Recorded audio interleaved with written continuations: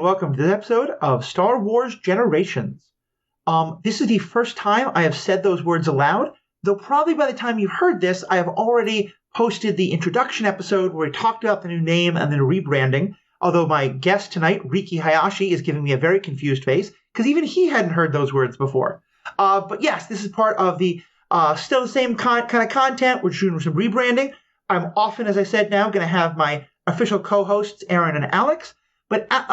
But Riki and I are going to continue and finish up our coverage of the Star Wars Rebels TV show. We're hoping to get Sarah to join us back for the last episode, or at least maybe a season 4 and whole show recap. Today, Riki Hayashi and I are talking about season 4 of Rebels, episodes 13 and 14. Riki, how are we doing today? Well, these are not my favorite episodes. I guess I should keep saying that because we hit that peak and now we're coming down. But they're still amazing episodes just because Rebels is so good. And weird, right? Like we talked about this last time heading into it. We talked about the Mortis gods. And now look where we are. I don't even know where we are or when we are. This is the... people who've listened to my other podcast, Superhero Ethics, know that I'm in general not a fan of multiverses. I'm not a fan of time travels and all the kind of things, though I do think that the Spider-Verse movies have done it so well, that they're the exception. And here, like I've always said, that one of the things I love about Star Wars is that we very, very rarely go into time travel, go into multiversal kind of stuff. This is the one time we do it, and I think it is somewhat successful, but we'll talk more about that. As well as we'll get to talk about, it's kind of a very interesting set of episodes because these two have nothing to do with each other.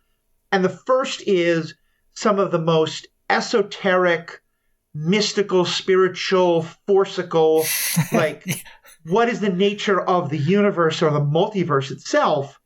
And the other is just a straight up, fight, we're going to capture Lothal again. And so it's kind of fun, but I think we're not going to have much of a theme today, so we're just going to kind of be talking to these two episodes separately. So let's start with episode 13, A World Between Worlds, which is written by Dave Filoni and is directed by Dave Filoni and Stuart Lee. So you know this is one that's really close to Dave's heart. And the description in Wikipedia goes, Sabine ends up being questioned by Hayden. Hayden is the kind of the director of the mining project who clearly knows some things about the Force and is clearly working with the Emperor to know what's going on here, and asked by him to interpret the pictograms he has found within the Jedi Temple, thereby learning that the Emperor intends to breach the barriers between life and death as a final stepping stone to controlling the Force within the entire universe. Just after she has deciphered how to close the portal, Sabine is extracted by Hera and Zeb. In the meantime, Ezra wanders within a void between space and time until he is led by a convor to another portal, which is open to the scene of Ahsoka's final battle against Darth Vader. That's at the very end of season 2. Just before her imminent demise, Ezra pulls her through the portal into the void, and after realizing that he has a chance to save Kanan as well, he makes an attempt, but is dissuaded by Ahsoka from changing fate. But with the opening of the Lothal door, the Emperor is finally able to reach into the void and attack them. Ezra and Ahsoka separate and escape through the portals through which they have come. With Sabine's hint, Ezra is able to seal the access way to the void, which also triggers the collapse of the temple.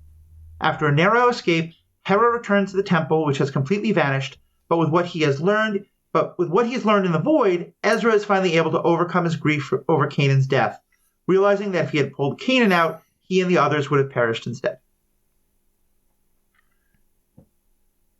So here's my question.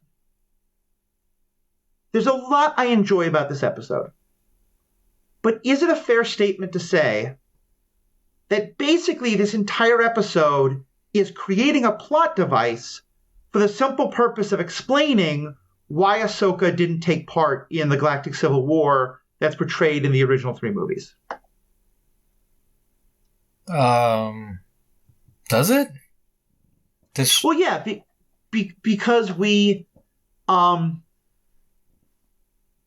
shoot, as I say this, I'm really going to... I don't want to spoil what comes at the end of Rebels, so be careful how I say this. Because, this was always the question, is if Ahsoka was still so powerful, what happened? And at the end of season 2, it certainly seemed like Ahsoka might have died, although we saw a figure who looks like Ahsoka like going down into the depth. So it wasn't clear.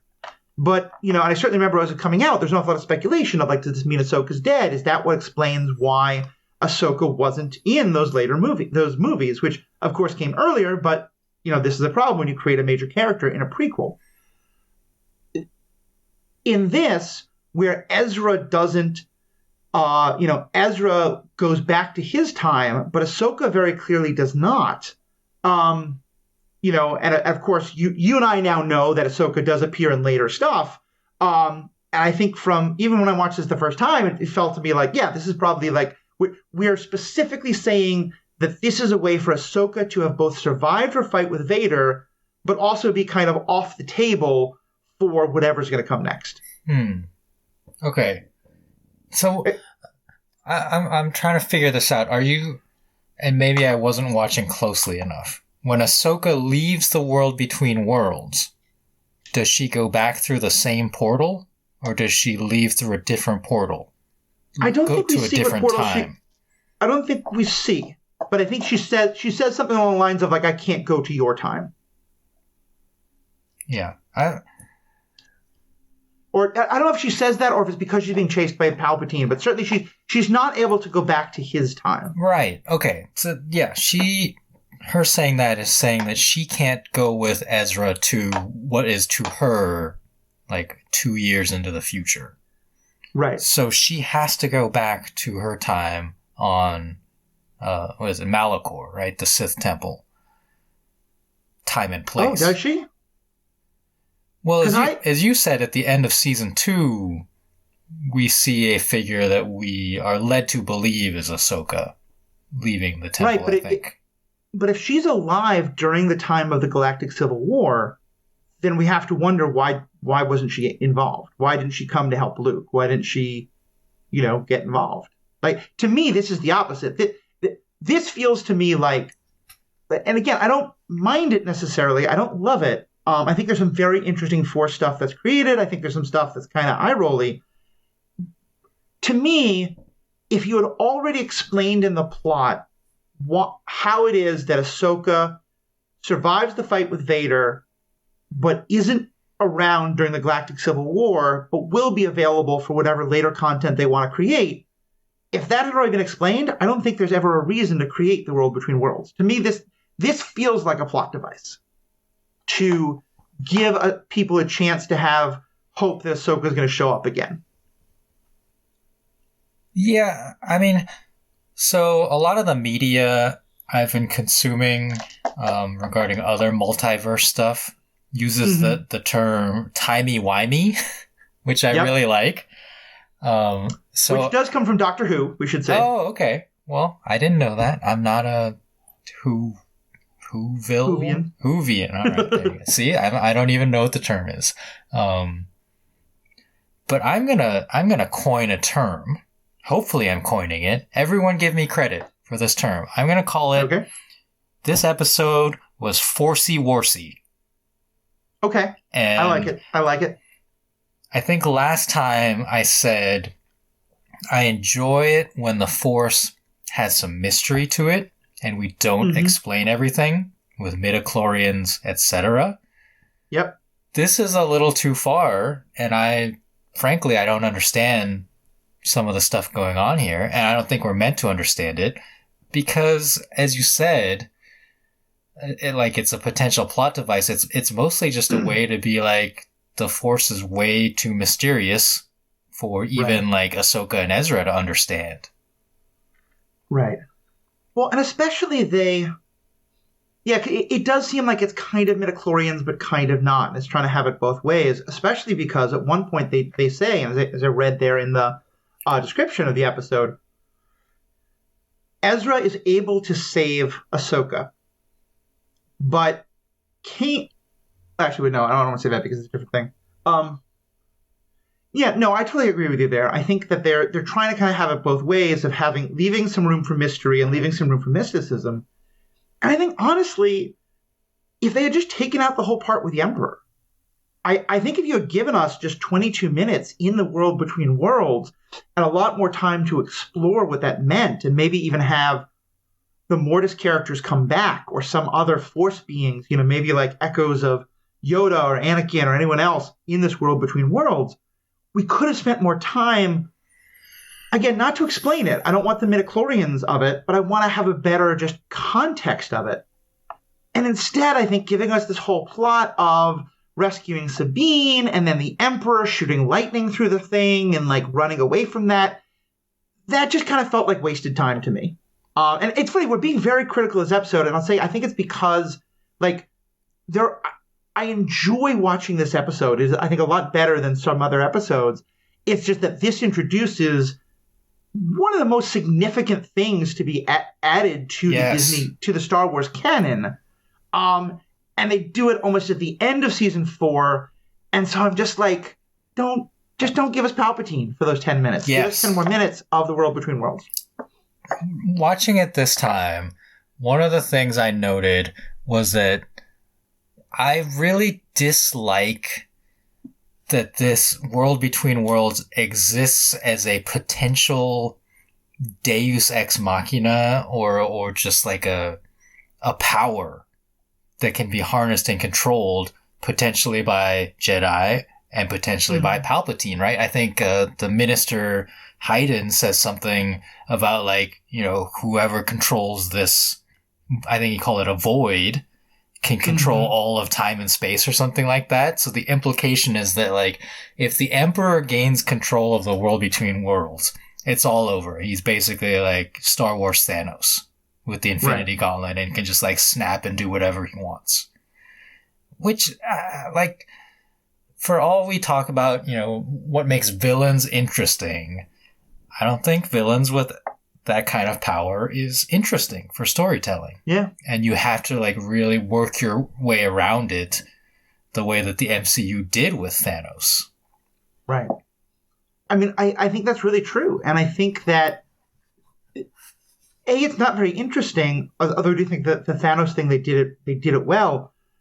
Here, I never found it very compelling, both for what you're saying, but also because we know it didn't work.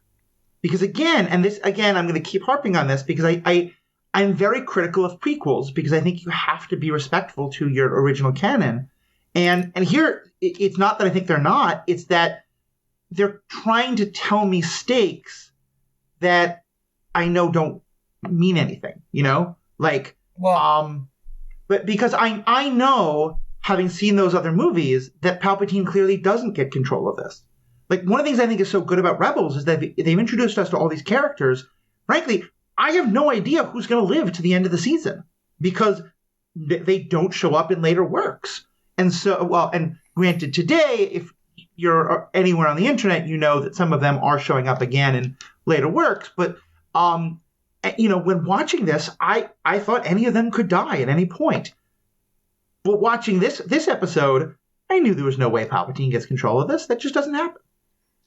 I think it's possible that he could still end up accessing it because, like, Hayden is not the end-all be-all of knowledge about this place. Like, like he's speculating and perhaps kind of like being a little hyperbolic. So I think it is still possible that the world between worlds could be connected in some way to somehow Palpatine returned. Right. And that they are going to set that up in addition to all the other things that they're doing. But it's still like, even if it's not like Palpatine snaps his fingers and controls all time and space, it's still, I don't know. This is weird to say, but I'm going to say this sentence. I like my Star Wars to be grounded in reality. Yeah. To a certain degree. And even with the Force, like mind reading, some mind control with you don't want to sell me death sticks, like big long jumps and like being able to use lightsabers well. That's within the boundaries of a reality that I enjoy and can accept. This is just a little too far. I agree with you that this is a good episode, but the reason you and I are being so critical is that it just feels like 1 or even like 5 steps beyond a Star Wars quote-unquote reality that I'm comfortable with. And it's getting a little weird. It's getting a little forcey-worsey. And I think they could have been made to work. I think part of it is that, to me, the Mortis characters feel like they're some of the most controversial because they are both... Yeah, I've said I don't like them. Yeah, and that's the thing. They're incredibly significant to the history and the ideas of the Force. But most people, I think, as we said about that, back when we watched those Clone Wars episodes, the execution, I think a lot of people feel, myself and I think yourself included, wasn't done very well. And I feel like if you had, the realm of there's definitely been Force power creep from 1977 till today. The realm definitely. of things that Force users can use, but it's been done slowly. It's been introduced step by step by step. And I think in the same way, if we'd had 2 or 3 more episodes with the Mortis characters and someone, at one point they mentioned that, like, they can move through time and space in ways that, we normal beings could never understand. Like if they'd set up some mystery that the world between worlds answered, or some other way of setting the groundwork. But I think, to me, I don't know exactly what you're saying. It was jarring because there was no it was just so out of the blue of, oh yeah, here's this thing that has nothing to do with anything we've been doing for so long. 100%. Like when you mentioned power creep of the Force, what that brought to my mind was the Force healing that Grogu and Rey used kind of in quick succession and like the release of those events. Yep. And I remember like people getting upset about that and being like, that, you can't use the Force like that. Or like something that happened in The Last Jedi, people got upset, and Rian Johnson, like there's a video clip of him literally like taking a book out off of his shelf and like pointing to a passage in some source book from, I think, like the role-playing games or something. That's like, this is a canonical Force ability that you are complaining about. So, but those are within the realms of reality, like power creep, but not power jump. And time travel is very difficult to pull off well. And I think in any time travel story, the less you explain it, the better. Because frankly, like, no time travel actually makes logical sense when you get down to it, in my opinion. And so, like, this is very dangerous. I think it's dangerous territory. And that's why we're critical and or wary of it being introduced to Star Wars. Because I don't think I want a story where like a Force user uses the world between worlds and like goes back in time and has like a traditional I can change history by killing Palpatine time travel story. Like I don't think I want that in Star Wars. Yeah, no, it's because I think that's the thing with power creep is that, and this is the time it is a troubling thing with sequels, but it's even it's even harder with prequels because then you always have to ask a question of, if they could do it back then, why didn't they do it now? Yeah, and that's why I think it's significant that both Rey and Grogu use healing after a lot of the things that we've seen. The prequels and then the original movies and stuff like that. Because you wonder like, why didn't Yoda find his way back to the world between worlds and go back to, maybe to kill Palpatine, or maybe just to stop Darth Bane from ever starting like this inclination of the Sith, or whatever it would be. Yeah. You just play too many what ifs. To go back, way back, to your question of like, where was Ahsoka? Mm-hmm. And this is just my own headcanon. But the confrontation with Vader that she got pulled out of, but she had, like at Malachor, was traumatic to her. Mm-hmm. And I think given the significance of Vader in the Empire, after having that confrontation, I fully believe that she had to kind of peace out just for like her own emotional health. And maybe even fear of like, I can't beat him, or I don't want to beat him. I can't fight him, perhaps. Yeah, it's really hard to answer this without talking about stuff that comes after this episode. That's true. I think I'm just going to say, let's put a pin on this and we'll come back to it. Let's come back to this. And I will say at the end of this episode, we're going to do a spoiler section where we'll talk about both the rest of the Rebels show and, while being careful not to go too into it, we will mention some things from the Ahsoka TV show as well, because they all tie very much into this. But we'll hold that for a spoiler section. I will say one thing I did really like about this episode, because it's just, I like getting to see different aspects of characters. And one thing I think that this episode showed really well is that Sabine is someone who loves a mystery, and especially when it involves art. Mm-hmm. And her and Hayden are on very different sides, but I think he does too. Less the art as much as the Force stuff. And there comes a moment where, like, at first you look at it, you're like, is she a traitor? Why is she helping him? And it's not that that's what's happening. It's that they each have their own motivations for wanting to be able to get into the world between worlds. And once they do, they're probably going to fight over it. But they both want to know. And when they both start realizing that the other has good ideas to help figure it out, they both kind of get into figuring it out together. And that's it's an interesting place, because I think some characters could look at that, I think fairly so, be like, how dare, you shouldn't have helped in any way. But I think there's others where it's like, it's interesting to see characters who, like Sabine, have a clear idea of what's right and wrong, and like Hayden, like, clearly don't. But for both of them, the love of knowledge and of learning is kind of what surpasses in this moment. Yes.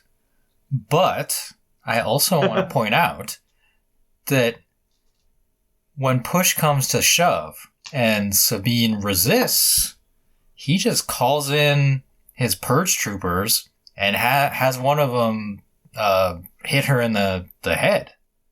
Yeah. To cow her and like make her submit to him. So despite their shared interests, he clearly displays evil traits and is not afraid to use violence and intimidation. So like he's an interesting character, but definitely a bad guy. Yeah. And it's funny, we keep going back and forth on calling him Hayden or Hayden, because I think it is Hayden. Yeah, that's my quite fault. Remember. But I found it really funny that he's talking about Ezra and then Kanan, and then calls Kanan by his original name, but he mispronounces it. Instead of saying Caleb Doom, he calls him Caleb. And again, I always wonder if that's an intentional choice or just like the voice actor not being given a direction on how to pronounce a name as other characters have done. But it kind of fits in with the previous, like Thrawn is always mispronouncing Hera Syndulla. Mm-hmm. I mean, Peter Cushing, the actor who played Grand Moff Tarkin. Oh, yeah. Who was, other than, who played Obi-Wan Kenobi originally? I should know Alec Guinness. Alec Guinness, thank you. Like, they were two very well-established stars, and both, my understanding is that George Lucas was just like, they're both kind of like not quite sure how they feel about all this sci-fi stuff, so we're not going to offend them in any way. So the story I've heard is that that's why when Cushing kept saying Princess Leia, no one would correct him. Sure. So I think it might be that. But yeah, it also might be like... Oh my gosh, this is Malcolm McDowell. Like, just don't tell him. We'll just take that take. We don't need to redo it. But it also could be, like, I could see it being intentional from the point of view of, like, this guy hasn't been dealing with the rebels this whole time. He's a minor and a, Force academic. And someone probably gave him a 10-minute briefing of, oh, by the way, when you go to Lothal, here are these people you might have to deal with. And so he heard the name once or twice. Yeah. And then that's why he mispronounced it. Or read it. Yeah. And that's just how he pronounces it. But like I said, it's a very minor thing, but I just kind of like it that it is kind of a theme of the villains on this show, is that they often seem to mispronounce the names of our heroes per like how the other characters, like the regulars, pronounce the names. And I'll admit, I don't think I noticed that. And I know you've talked about it on this podcast before, and you've put into writing your thoughts on how people have often mispronounced your name, and so it's something you're aware of. And so, yeah, I really appreciate pointing that out, because as I think about it, you're right, but I don't think I'd ever really put those together before. So I want to just say, like, despite all of our critical talk, as I said, this episode is really good, and I want to point out the things I love about the world between worlds. It's so beautiful, and the visual conception of the pathways of light that kind of like wrap around in kind of like they're circles, right? They're like, some of the paths are circles, and presumably like if you walk on them, you could do like an MC Escher and like end up walking upside down at some point is how it seems to me. And then the use of all of the voices of the Jedi that kind of like echo through it, and the characters can hear them. And especially like Rey, like literally like through time and space. So like, that was such a nice touch. Like hearing Rey's voice at one point is just like a nice audio cue of like, yeah, like this is all time. I mean, and I think the way they did it makes a lot of sense, because I think this is the order it happens, or it may just be the order in which I recognized it. The first of those voices that I recognized was Alec Guinness, the original Obi-Wan. Talking about and the I was Force. like, oh, that's one of the, like, we very rarely get, things that are directly from live action put into the animation. Yeah. By now, they're much more intertwined, but at that point, they still really weren't. And so that was incredible. And then to do Rey and be like, oh, and you're also showing that it goes back and forth in time, as would make sense. Yeah, I love that. And I will say, I will very rarely say positive things about Rise of Skywalker. It is far and away my least favorite of the Star Wars movies. But I do love that it is when Rey is, hearing the voices of all the Jedi, there's quite a lot from the animated series as well. Which that really touched me. Ahsoka's voice is in there for sure. Yep, definitely. And if they ever I love Rosario Dawson, but like if they ever redub that with Rosario Dawson's voice instead, I will be so mad. I just wanted to throw in a quick thing as well. I'm recording this just a couple days after Twin Cities Con, which is the comics con for the Twin Cities area where I live, and I got to see Matt Latner and Ashley Eccleston, the voices of Anakin and Ahsoka in the Clone Wars, and then she's the voice of Ahsoka in Rebels. And it really was just an incredible performance. And I tweeted, I've come to respect Hayden more, but Matt Latner will still always and forever be my one true Anakin. And it was just, if you get a chance to see them live, like they did a great job of answering questions from the audience. The audience kept wanting them to talk about live action, which I think would have been a hard question anyway, but especially during the strike. And I really appreciated that neither one of them is bound by, they may be in SAG themselves, because I know they do some live action stuff as well, but certainly their work on the Clone Wars was not part of SAG. Voice actors are not part of SAG. And they were very specific in saying that out of respect for their colleagues in SAG, they will not talk about any of the live action stuff, which I just was really impressed by. So total side note, but if you get to see them, they're probably each individual great, but just together they have such a great dynamic. Awesome. That sounds like a lot of fun. And yeah, I would definitely agree with you about the animation. I thought just, especially the way they did like the footsteps, that every time one of them would walk, like their foot would create like kind of ripples in the sort of bridge of light that they were walking on. Yeah. And it really kind of, it just gave you this idea that this is kind of like very fluid, like walking on water in some way. There were just ripples through time and space of everything that was happening.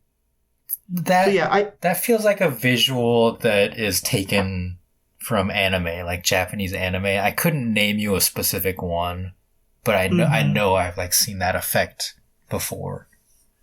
Yeah, I'm fairly certain that in Full Metal Alchemist, when they're kind of in the sort of alchemical worlds kind of things, like I think that happens, but I'm not positive. So yeah, I think we're kind of in similar places. I think I like this episode less than you. It's definitely not in my... It's probably in my bottom 50% of episodes, but I do think that it's nowhere near the bottom 10 or anything like that. I think there's a lot of things that are well done. And this, it seems we disagree on, that's fine. But overall, to me, it feels like they were getting to the end of the season. They needed a way to have continued access to the Ahsoka character, and they created this. And maybe I'm wrong about that. Maybe Dave Filoni always wanted this, but for all the reasons we talked about, it just feels like a departure. So, I think my summary would be that I enjoy watching this episode as a viewing experience.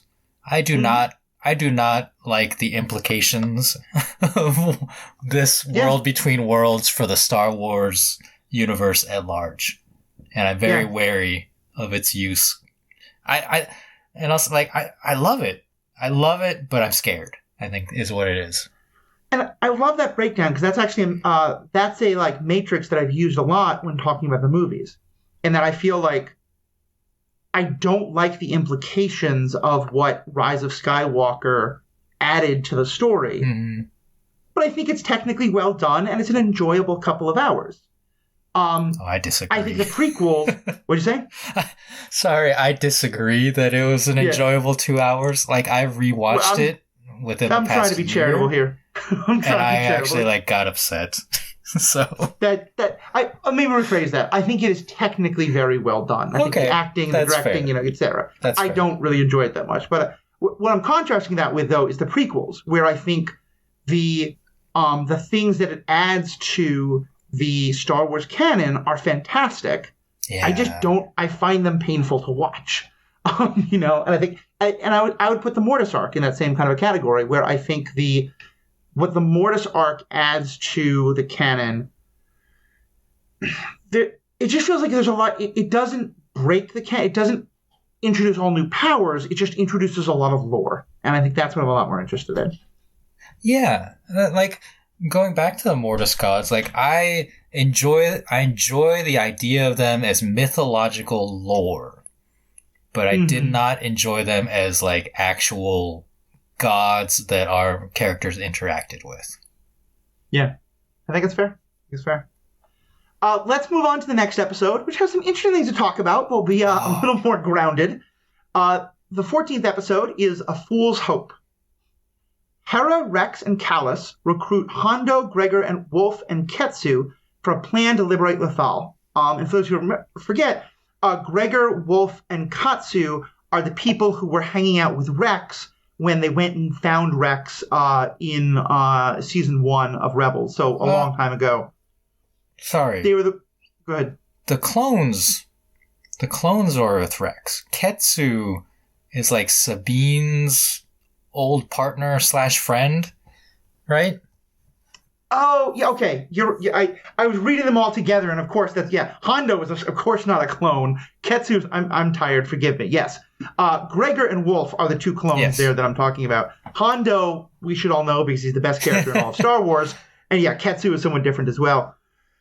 So they go to recruit them for a plan to liberate Lothal, which they agree to out of respect for Ezra. And they very consciously say this is not like an essential part of the rebellion strategy. This is what we want to do. Back on Lothal, Ezra receives a vision that Thrawn is returning from Coruscant, meaning they must enact their plan to seize the capital right away. At the capital, Pryce is secretly contacted by Ryder, who offers to betray the rebels to her in return for his own safety. Pryce and Rook lead an assault force on the rebel base, while Hera attempts to return with reinforcements, but must first slip past the Imperial blockade. The Imperials quickly gain the upper hand and capture the rebels, but Ryder reveals that his betrayal was merely a ruse to lure Pryce out of the capital. Hera arrives with a ghost and her reinforcements, while Ezra summons the Loth-wolves to aid in the battle. The Imperials are swiftly defeated and Pryce is captured, but Ezra reminds everybody that the battle to liberate Lothal is just beginning. This episode is almost the exact opposite of everything from the last one. It's just fun. Like, I think that there's some interesting character development. It moves the plot along towards what I think is pretty clearly going to be our, big finale, because we only have 2 episodes left in the season. Yeah. It shows a lot about Pryce's character, and in a kind of like addition by subtraction kind of way, like tells us a lot more about Thrawn and sort of all this feeling of like, let's go deal with these like lesser people because Thrawn would be much harder. It has, I think, my favorite shot of animation that I've ever seen, which I'll get to in a little bit. But overall, I just think this was again, it's not going to be in my top 10 because I don't think it is like, there's nothing very memorable about it except for maybe some of the animation. But it's an important moment in the plot and it shows some fun things about Pryce. And I just thought overall it was a fun episode. I might put it in my top 10. I don't know. Like, this show is so great. I've never actually like tried. I think I plotted out like maybe my top 5 at one point. But everything we said about, like you said, the opposite of the previous episode. I agree with that thought in that A World Between Worlds opened up this door to way too much stuff, in my opinion. And I think this episode does such a great job of bookending the entire series, this entire show, and kind of like closing those doors in a satisfying way. By which I mean all of these characters that come together to help. And they, like you mentioned, they said it at the beginning, like, we're doing this for Ezra.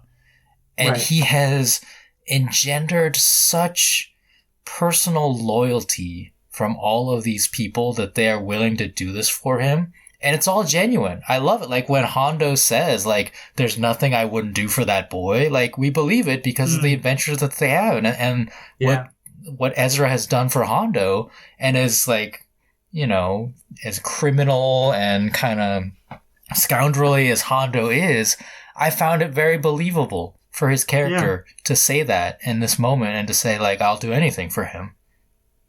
Hondo is, like I said, he's my favorite. I think there's other characters who are deeper, but I just love him so much. In part, and I think this episode really puts the capstone on it. Because, he is the scoundrel. He is willing to backstab people.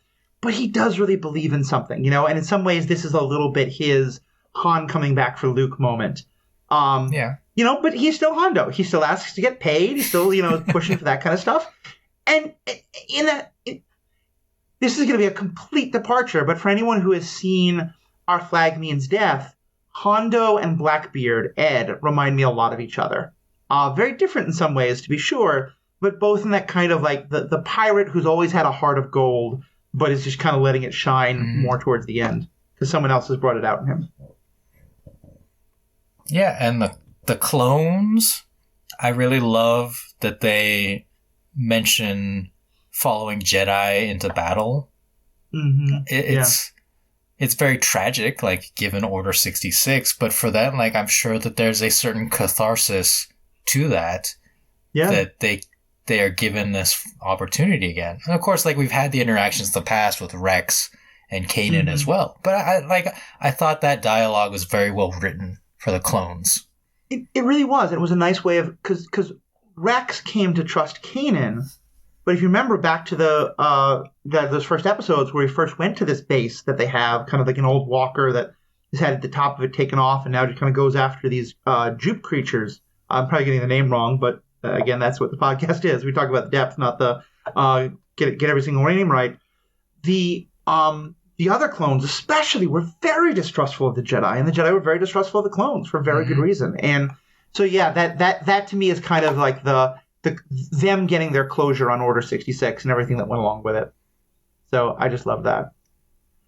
Do you want to guess what was the moment, the one shot of animation that just hit me so powerfully and that I think is maybe my favorite in all of animation I've ever seen? Yeah, I'll guess because I was thinking about it and I was like, what were the beautiful shots? So my guess is that it's the like space shot of Lothal with the Imperial fleet blockading, and we see kind of like Lothal on fire in the background. Like, is that it? So that was incredible. But no, it was when Ezra is kind of backed up into the cave. Oh. And, you know, I know, the Imperials are saying it, like, it's him against a completely black background, the blackness of the cave. Yeah. And the Imperial, you know, he's like, no, we're still going to win. And they say, you and what army? And then with perfect timing, the Loth-wolves come up, and the first thing you see is just their glowing eyes. Yeah, and it's just like this chilling moment of, like, if the villain and good guy were reversed, that would be a moment from a horror movie. Like, in that moment, I was terrified on behalf of the Imperials. And I was like, yeah, go Loth-wolves. But I was also like, oh my God, that would be absolutely terrifying in this moment. And it was just so powerful and such a, you know, in some ways, I'm so sorry that Obi-Wan and Ezra never get to meet because we talked about a while ago about Obi-Wan being. Oh, yes. No, of course. You're right. Okay, they did. I'm just dumb, but they didn't get to talk about both being the Steve Irwin. Because I think that the title of Steve Irwin of the Jedi, or even the universe, has been passed down from Obi-Wan to Ezra. Because Ezra is just so good with, and I think that's why he connects so well with the Loth-cats, the Loth-wolves. Yes. Ahsoka's owl. I think he has the most interaction with Ahsoka's owl, which we didn't even talk about in World Between Worlds, and any other character has had other than Ahsoka. As the biggest Obi-Wan animal fan, I will concede that point. I think Obi-Wan just enjoys riding animals, whereas Ezra seems to share like a real deep Force connection with them. And you're absolutely right. Like, it's a beautiful shot. I should have known. I like both of those moments were nice, and I guess for me, I just like I'm always more focused on the spaceships and the space. Yeah. And I thought, I like it when I watched that, it's just such a terrifying moment of Imperial power to see that fleet blockading and to see a planet like from space literally being able to see like them raising it, like it on fire. And it's devastating, right? Like, I think we've seen shots like that of Lothal in the past, like when Ezra returned to Lothal for the first time and he commented, like, the planet's on fire. Yeah. No, it's really true. It's really true. And it was hard to see, but I think it was really powerful. Anything else about this episode you wanted to comment on? I feel like there isn't too much to go into. Okay, I want to ask you, do you recall the first time you watched this episode, did you think that Ryder Azadi was actually betraying them? 100% yes. Yes. So did I. I was totally fooled. I think it's very believable. I think it's the dialogue between him and Pryce is well written, like per his motivations to buy into this. And so, and the voice acting, like obviously, like Clancy Brown often plays villains in other animated things, so he kind of puts on a little bit more of that villain voice when he's doing this. And I like that, to me, is like why I love this episode, is that moment is very suspenseful. Yeah. And then to have that turnaround at the end, the reveal, the betrayal, like the double or even triple cross, I can't even tell anymore, was just like a nice moment. And to have them throw, I think Ezra is the one to throw back in Pryce's face, like, we could have never fooled Thrawn, but you. And I think after he says that, she still doesn't know until like Ryder actually says, like, well, I gotcha. Yeah, it's so well done and it's so satisfying, and because one thing I think that it really highlights is, and we've seen this in other places, part of why the Empire loses is that Thrawn is the exception and Pryce is the rule. Like, and this is very true to real life. When people who are disloyal get killed and people who question orders get killed, then talent doesn't always rise to the top. Generally, what rises to the top are sycophants and people who have learned to cover their own ass and to stay safe. And often what that also means, though, is that ego and ambition become really rewarded and stuff like that. And Pryce, just to me, is a perfect example of all of that.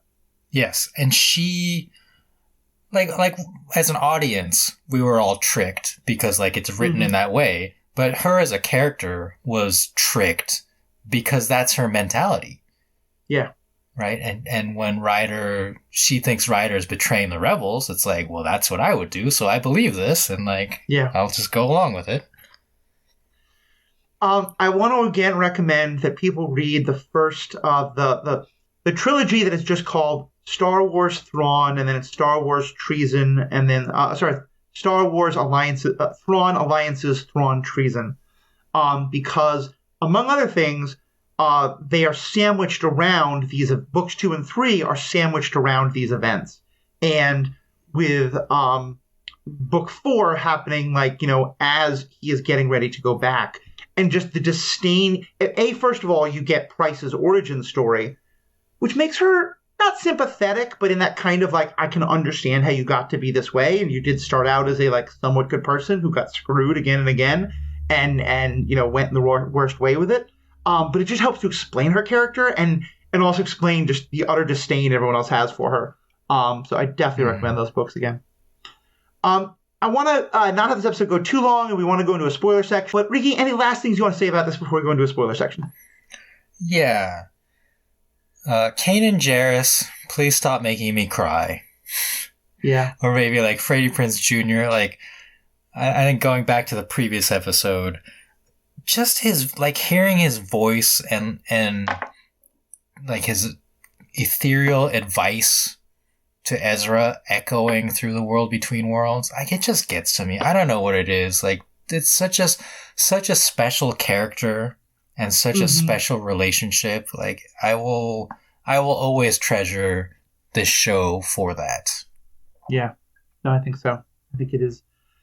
He has been one of the most powerful characters. I think in the same way that, like, Clone Wars gave us Rex and gave us Ahsoka, Kanan is, I mean, it gave us an amazing number of characters, but Kanan especially is one that is so dear to my heart.